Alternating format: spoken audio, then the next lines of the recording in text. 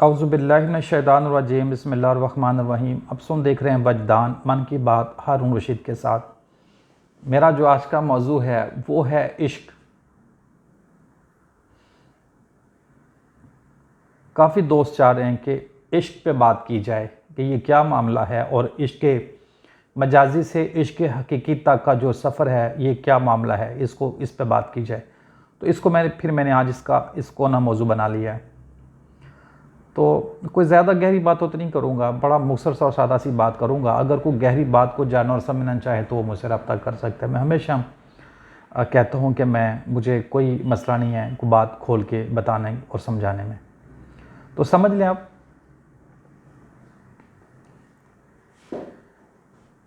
इश्क के अंदर नाकामी बहुत ज़रूरी है।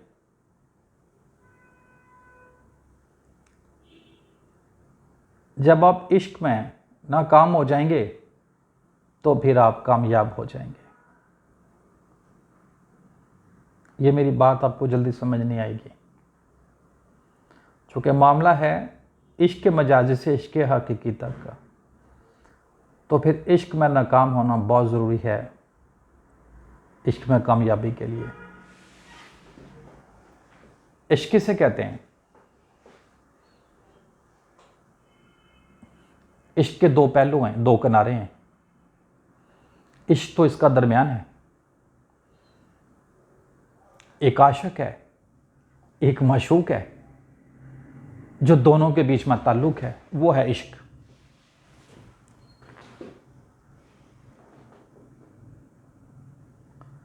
तो जब आप एक आशिक, जब उसको इश्क होता है मजाज से, मतलब जो उसका माशूक होता है, तो ये आशिक, इसकी तलब इतनी शदीद होती है, इतनी शदीद होती है, और जो माशूक होता है वो इससे दूर होता है और वो इससे दूरी इख्तियारी किया रखता है।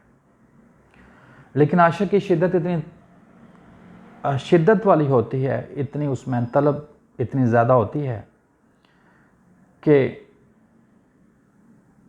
ये फिर अपने इश्क में डूब जाता है। फिर इसको ना अपनी खबर रहती है, ना इसको अपने माशूक की खबर रहती है। फिर इश्क रह जाता है। जब इश्क रह जाता है तो यही फिर एक हकीकी कामयाबी है। लेकिन मैं जो बात इसमें कर रहा हूँ वो ये है कि फिर आशिक नहीं रहता, ना माशूक रहता है, फिर सिर्फ इश्क रहता है। लेकिन ये रास्ता ठीक नहीं है, ये बहुत ख़तरनाक है। आप गौर कर रहे हैं मैं क्या कह रहा हूँ? फिर आशिक नहीं रहता, ना माशूक रहता है, फिर सिर्फ इश्क रह जाता है। तो अगर आशिक भी रहे और माशूक ना रहे तब भी नाकाम है। अगर माशूक रहे और आशिक ना रहे तब भी नाकाम है। जब आशिक ना रहे और माशूक ना रहे तो इश्क रह जाए तो यही कामयाबी है। ये ऐसी कामयाबी है कि आप इसको कामयाबी भी नहीं कह सकते। तो मजाज तो फिर बहुत दूर रह जाता है, लेकिन इसका आगाज़ मजाज से ही होता है। मतलब आपको किसी न किसी सूरत में ही होगा। जब आप आशिक बनेंगे तो किसी सूरत के ही बनेंगे। फिर जब इश्क रह जाएगा तो उस सूरत से भी आप आगे गुजर जाएंगे। बहुत सारे लोग ये समझते हैं और कहते भी हैं, वो भी किसी हद तक अपनी बात ठीक करते हैं, कि इश्क मजाजी किसी एक चेहरे से इश्क होने को कहते हैं और इश्क हकीकी कहते हैं कुल जहान से। तो मैं इस बात से एग्री नहीं करता। जब आप किसी के आशिक बनते हैं, जब आपको किसी से इश्क होता है, ज़ाहिरी शक्ल सूरत से होता है, ये काफ़ी अरसा रहता है। बाज़ दफ़ा तो ये एक लम्हे के लिए रहता है, बाज़ दफ़ा ये सालों पे मुहित रहता है, बाज़ दफ़ा महीनों पे, बाज़ दफ़ा दिनों पे। तो लेकिन जब आशिक की हस्ती मिटती है और उसका माशूक उसकी नज़रों से ओझल होता है, जब इश्क रह जाता है, तो मैं पहले भी बात कर चुका हूँ कि फिर यही एक हासिल होता है। ये एक ऐसा हासिल है कि ये ला हासिल है, फिर आप इस पे कोई बात नहीं कर सकते।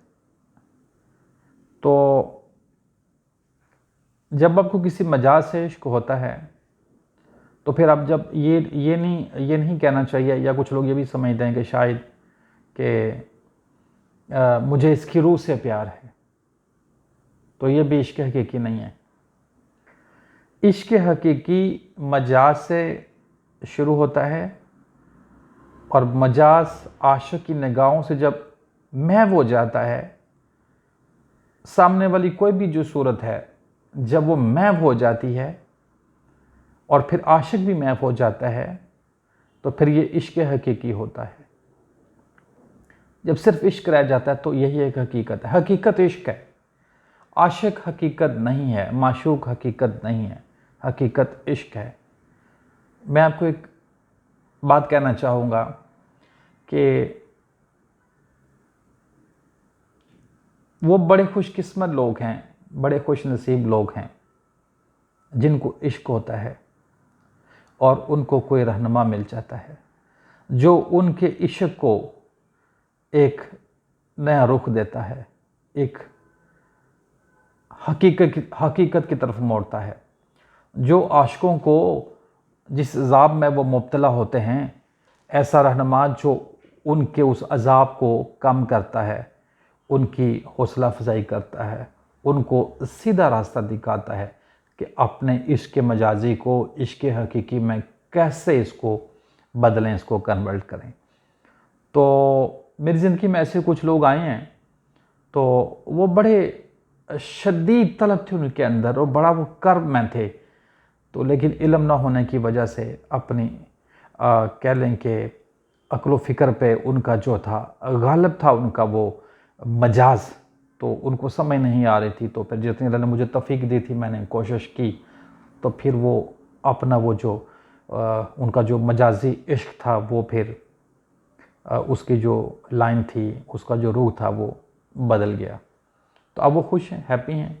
तो मैं दुआ करता होता हूँ, मेरी कोशिश भी होती है कि लोगों को इस लाइन से बचाया जाए। इसमें खुद पे कंट्रोल नहीं होता जब तक कि आप इश्क नहीं बन जाते हैं।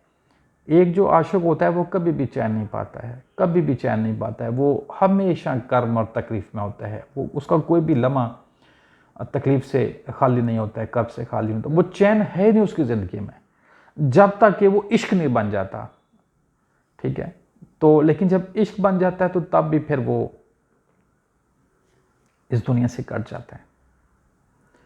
वो जैसे मैं बात कर रहा हूँ या आप लोग सुन रहे हैं या आप लोग काम करते हैं, मामलात करते हैं, उसका ये मामला नहीं होता जब वो अपने तौर पे लगा होता है। लेकिन जब उसको कोई रहनुमा मिल जाए, रहबर मिल जाए, तो फिर काफ़ी सारा उसमें चांस होते हैं कि वो मतलब कंट्रोल में आ जाए और फिर इश्क भी रह जाए और वो नॉर्मल लाइफ में भी आ जाए।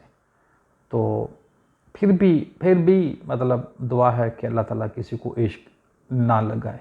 ये बहुत मुश्किल सी लाइन है और मतलब बंदा कट जाता है, मतलब कट जाता है, तमाम रिश्ते नातों से कट जाता है।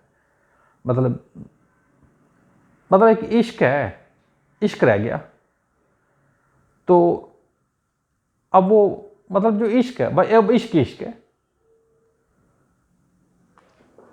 लेकिन ये दुनिया है, यह आपका वजूद मादे के साथ मुंसलिक है। यह आपको भूख लगती है, प्यास लगती है, आपको बात करना पड़ती है, बात सुनना पड़ती है, आपको मामलात करना पड़ते हैं।